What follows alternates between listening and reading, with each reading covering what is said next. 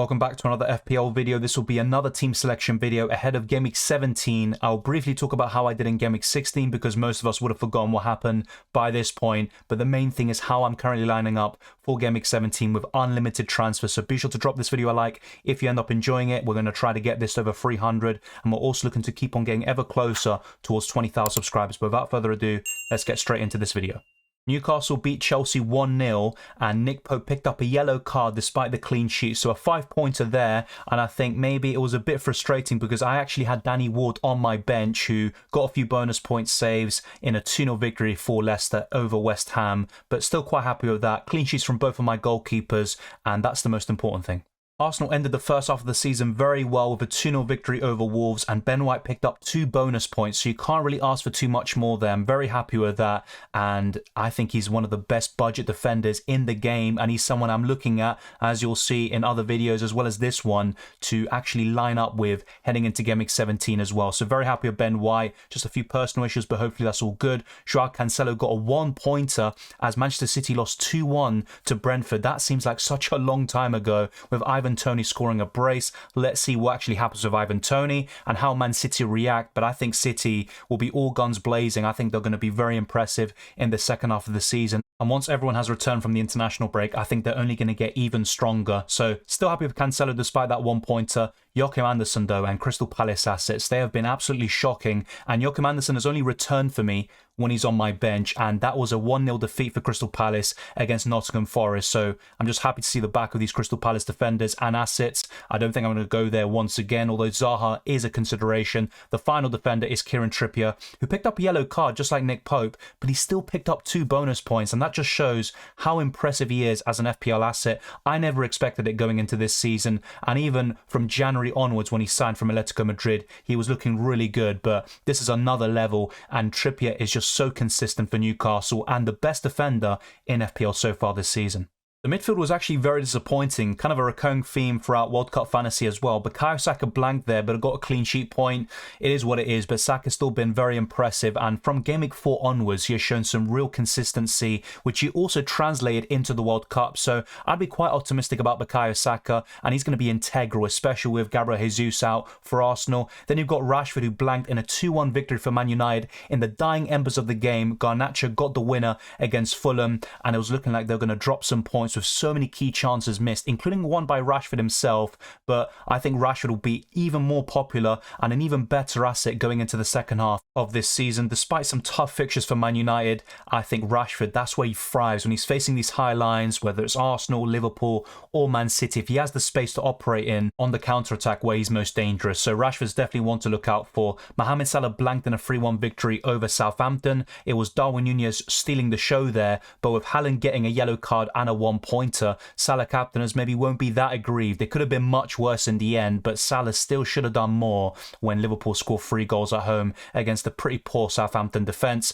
Then the final midfielder, and finally a return from one of them in Game Week 16. It was Gabriel Martinelli with an assist. It was Odegaard scoring both goals, so he was the star there, but Martinelli still got an assist. Quite happy with him, and now he could be playing out of position, as I discussed in my latest video talking about my first draft for FPL, because Gabriel Jesus is obviously out. He got an injury during the World Cup, I think during the game against Cameroon, while Martinelli could be playing down the middle as discussed by Mikel Arteta, and that will be very, very promising. An out of position midfielder, only around 6.4 million for a lot of us who have value built up in him. He could be fantastic, and he could score even more goals in the second half of the season compared to what he was doing in the first 16 game weeks. There was one transfer that I got absolutely spot on this season, and I was getting rid of Callum Wilson, who was an injury doubt heading into the Chelsea game, and getting Darwin Núñez, who scored twice against Southampton. He was showing some really good signs against Tottenham when he got an assist for Mohamed Salah, and also some other games where he was looking very sharp, and it all came together in that game, and Darwin Núñez could be one of the best forwards going into 2023. So very happy with that transfer. It got me 13 points in essence, or 12 points, with Callum Wilson coming off the bench, and honestly, I need more of those transfers if I want to get anywhere this season, because it's been very poor for me so far. My rank is very, very poor, but I'm hoping to change that going into Game Week 17 onwards. But the other forward, obviously, we all know is going to be at this point Erling Haaland, who picked up a yellow card, and Man City lost 2-1. Very surprising to see Haaland so quiet in that game, and Brentford just destroyed City on the counter-attacks, and it could have actually been maybe a third or a fourth there for Brentford, but in the end, it doesn't matter, the same result. Manchester City lost, but I think that will only boost them, and I think they're going to bounce back really well and react as they are. As champions, they're going to show what they're capable of and what they're made of, and I think Haaland and Man City are just going to get better and better. But let's talk about my ranks and all of that very quickly before talking about the Game Week 17 team selection. A pretty average week, which I think resulted in a red arrow. So 51 points, 889 points overall, and my rank is 1.1 million. And whenever I've been showing a bit of progress, it's just that one step forward, two steps back, basically. Unfortunately, hasn't really come together so far. No real consistency with maybe 3 or 4 consecutive green arrows. It just hasn't been the case. And I was actually doing much better at this stage last season, but it is what it is. You learn from these things, and I think the template is so strong, it's going to be difficult to make up that ground, but it's still possible, and that's why getting this team right for Game Week 17, setting us up very well for the double game weeks, and not only that, for the game weeks before and afterwards, the single ones, whatever it may be, it's really crucial to get all of that right, and also just go with our guts and maybe not follow the crowd a bit too much in certain aspects. But unfortunately, a lot of us will have very similar teams by this stage. My captain was Erling Haaland and my vice was Salah. Maybe a punt on Darwin Núñez is needed going forwards. I am considering going a bit different because I have nothing to lose at this stage, so that is something I've got at the back of my mind going into future game weeks. But I don't want to force a captaincy or a differential just for the sake of it. If I firmly believe someone can deliver, like I did with Darwin Núñez in Game Week 16, I may just take the plunge and also put the armband on him as well. But let's talk about the Game Week 17 team selection now, and you can leave your thoughts down in the comment section below. I'm going to keep an eye on his injury situation. The same goes for other yellow flag players in my team, but Kepa Arrizabalaga would be one of my favourite goalkeepers to own, and you could also have Ward as your backup. So you're only investing around 9.5, 9.6 million on 2 goalkeepers, and they're both playing in fairly decent defences, although Chelsea under Graham Potter have looked very shaky in recent games. They had a very good start. They didn't concede many chances or goals, but it started to go a bit sour, and let's see if Chelsea can bounce back. Of course, the other day, they beat Brentford 5-1 in a friendly, but Kepa didn't feature, so that's going to be very worrying going into Game Week 17. I might have to reconsider, go for another goalkeeper like Nick Pope, as I have been doing for most of this season, maybe Raya, or just go for Iverson and double up on Leicester with their goalkeepers and investing a very minimal amount in terms of that position and just spending it and focusing on the outfield players. I've never been a big fan of Man United defensively, but Diogo Dalot is really good for baseline bonus, and I think he could be a great option in the second half of the season. In particular, the 3 fixtures coming up from Game Week 17 to 19 I think are very favourable, but the big doubts are Diogo Dalot's fitness, and not only that, you've got 2 of the main centre-backs, Lisandro Martinez and Varane. They're going to be unavailable in Game Week 17. I think Varane could maybe be available in Game Week 18, but Lisandro Martinez, it might take a while for him to return to the Man United squad, but Diogo Dalot for me would be my preference over Luke Shaw, but both of them are fine. I think Shaw has more attacking potential, he'll get more assists, but Diogo Dalot is the one for the baseline bonus. I think that's really crucial, and that's why I'm going to go for him right now. But just like with Kepa Arrizabalaga, if he's not fit enough in time for Game Week 17, I will be making some key changes in these positions, the goalkeeper and also in the defence. There'll be no surprises about this next defender because he has been the best so far this season. Kieran Trippier has been so consistent, and even if you don't go for Nick Pope or Botman and go for this double up in Newcastle defensively, I think Trippier is enough. Leicester away is quite tough from a defensive point of view, but I still think Newcastle are one of the very best defences, and Trippier is a must-have at this point. Most of us will have him, and I think the ownership will continue to rise, especially if Newcastle can continue this incredible form, not only from this season, but also going into last year as well. Since Eddie Howe has taken charge, Newcastle have been one of the very best clubs in the country, so Trippier's in here and I won't change that. The same goes for Joao Cancelo, who is maybe more dispensable. He's very expensive and he can be very inconsistent. He has been over the last 6 or 7 game weeks, not many returns, but I still think over the course of the season he'll score more points than pretty much every single defender, with the possible exception of Kieran Trippier. And you've got Leeds away. I think that's a pretty good fixture for City, and I think they'll keep the clean sheet, and Cancelo could even possibly get some bonus points, which will be even better. So there's a really good backline. Obviously, I'll show you my bench later on. There's 2 other defenders that are also worthwhile, but I'm not going to be going for Reece James at this moment in time.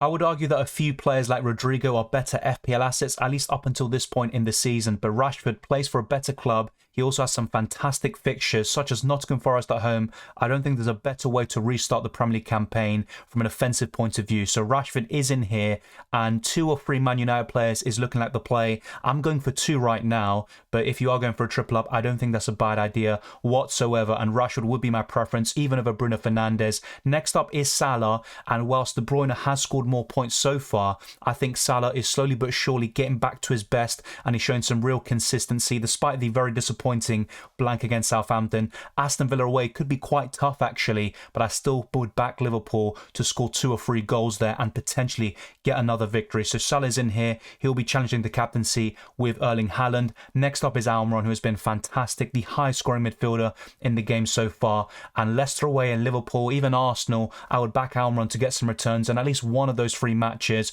not to mention the games coming up afterwards, which are looking very favourable for Newcastle, who are looking to challenge for that Champions League spot. I think they can do it. They're in a great position at the moment, and I think they can secure it. Almiron is the best option at that price and below. But Martinelli is another one that is exceptional in terms of value, and I think this can go of one of 2 ways. So he could play down the middle in Jesus' absence, which is obviously very promising. An out-of-position midfielder, very cheap, playing in one of the top teams, if not the best team at the moment in the country. But the problem is, Jesus offers so much to the Arsenal team. The dynamism, the energy, the pressing, the way he also links up the play. He opens up the spaces for Martinelli and Saka. That is all going to be missing, and Nketiah just isn't the same quality of player. Yes, he might score some goals, but he's not going to offer anything else in terms of all the other aspects that I mentioned that Jesus can offer. So Martinelli could actually suffer as a result, despite being a potentially out of position midfielder. But I have to say, he's still going to be in my plans. I would prefer him over Saka, and I would still back him to score some goals and get some assists.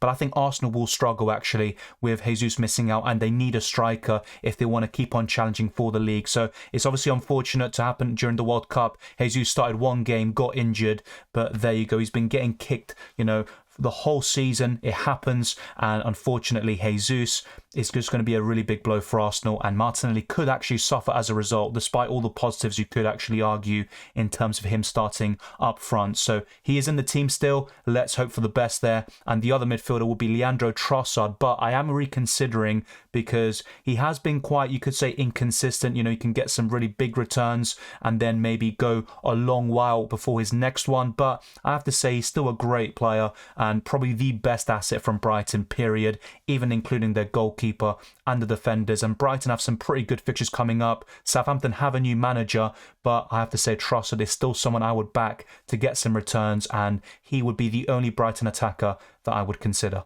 This is where things get very exciting. So maybe I've sacrificed a few midfielders, not going for Bruno Fernandes, Kevin De Bruyne, etc. But that's to facilitate the likes of Harry Kane, who is one of the most consistent players in this Premier League season so far. And if it wasn't for Haaland, we'd all be talking about how well he's doing. He had a bit of an underwhelming World Cup campaign, and it was capped off with that penalty miss against France. But I think he'll bounce back very well, and he is going to be very integral. Now, Spurs are going to be without a lot of key players against Brentford. Christian Romero, Ivan Perisic, Hugo Lloris, not to mention Richarlison and Bentancur. That's going to be really integral. But with Son and Kulusevski playing on either side of Harry Kane, I still think he will get chances and he'll get some goals over the next few game weeks. And he is still one of the very best strikers in the world. So Harry Kane is in my team, and I've been probably missing him throughout the whole campaign. I think if I had him, he would have actually been very integral into establishing myself into a really good position and rank. So he's going to be in here, and I don't think I'm going to change him, even for the likes of Bruno Fernandes and Kevin De Bruyne. He could also become a really serious captaincy contender in certain game weeks where maybe I want to go a bit different, and he isn't owned by that many players in the game, but another kind of completely opposite end of the spectrum in terms of ownership is Erling Haaland. We're all going to have him, and I think Man City are just going to be like a man possessed, really. They have some tough fixtures, but I don't think that will stop them. And Erling Haaland, I mean, you have to cover City offensively in one way, shape or another. Phil Foden, Kevin De Bruyne, but my pick is Erling Haaland. And whilst I am considering going for a City midfielder, I'm quite happy with this structure. Haaland's going to be in here for sure. A City defender like Cancelo. It's just a question of whether I go for a triple triple up in City or just stick with the double up. But this is looking really solid, a 3-5-2 to start in Game Week 17. There won't be many surprises with the captaincy. It will be Erling Haaland here, but in terms of the vice captaincy, it could easily be Salah or Harry Kane. I've got plenty of options here with this freemium draft, and in terms of my bench, I've got Danny Ward, as I discussed earlier, and also Ben White, Botman, and Greenwood. So in order to get this team, I have to make a sacrifice, and I decided to do it in the forward position, with Mitrovic being 1 yellow card away from suspension. You've got Ivan Toney, who could be suspended at any moment with all the betting rules that he has breached, and I think this is a really solid structure anyway. I've got Botman and White that I can sometimes rotate. I can bring them in sometimes for Almiron when he faces Arsenal, and I can also maybe get rid of Dalot. So if he's going to miss out, it's not really a big issue. He could be back fairly soon. He could be benched for one of Ben White, who's facing West Ham, or Botman, who's facing Leicester away. So a really good structure. I've got squad depth, but also you could argue maybe not too much, which is good because you don't want too many benching headaches. And I've also got Greenwood in there as a facilitator to get Harry Kane and Haaland on top of Mohamed Salah. So let me know your thoughts on this team selection. Do you think this is the way forward? I'm now going to show you just a few changes which I am considering as well, despite everything that I've just said, because not everything is set in stone. But I have to say the vast majority of this 50-man squad I think will be here in Game Week 17. The key changes would be getting Garnacho as a midfielder, a budget one, and I would also upgrade the likes of Greenwood to Mitrovic. So it's still looking pretty good. The key change really is Greenwood and Garnacho, and also Mitrovic, and going for someone like Leandro Trossard, for example. But the rest would stay the exact same. Obviously, there will be some considerations being taken into place. So you look at the likes of Kepa, Dalot. Are they going to be fit enough in Game Week 17? I'll obviously keep an eye on that. And also, I'm going to be considering a few other players like Reece James. I don't like Chelsea too much defensively. I wouldn't want to go for Kepa and Reece James as a double up, but let's say Kepa's going to miss out and Reece James is looking fully fit. He's going to start the vast majority of games potentially with the attacking potential. Then I could reshape a few things and maybe go from Kepa to Nick Pope and also get Reece James in the back line, and maybe not go for a double up defensively in Newcastle. We'll have some tough fixtures, at least for the next 3 or 4 game weeks, but this is looking very solid anyway. The captaincy and vice captaincy would be the same once again, but Harry Kane against Brentford, that still looks pretty good to me, and let's just wait and see what happens with Ivan Toney. Will he be suspended, and if so, when will that be the case? I think Spurs could struggle. I'm not going to go for any of their defensive assets right now, but Harry Kane or Kulusevski would be the top 2 picks for me in terms of fantasy options from that club. Heung-min Son has had a very poor season and also World Cup, but if he can start to get to that form from last season, of course, he could also become a consideration once again, like Bruno Fernandes is slowly becoming as well after his incredible World Cup. But thank you very much for watching. If you enjoyed this video or found it useful, then be sure to smash the like button and subscribe if you're new. Let's get this video to over 300 likes. Let's also push on towards 20,000 subscribers. You can follow me on Twitter and Instagram, DylanRCM, and you can also become a patron or a channel member. The links are in the description below. The same goes for the Discord server and the FPL League, so check out all of that in the description. I wish you all the best of luck for this FPL season. I wish you a Merry Christmas and a Happy New Year, and I'll see you next time.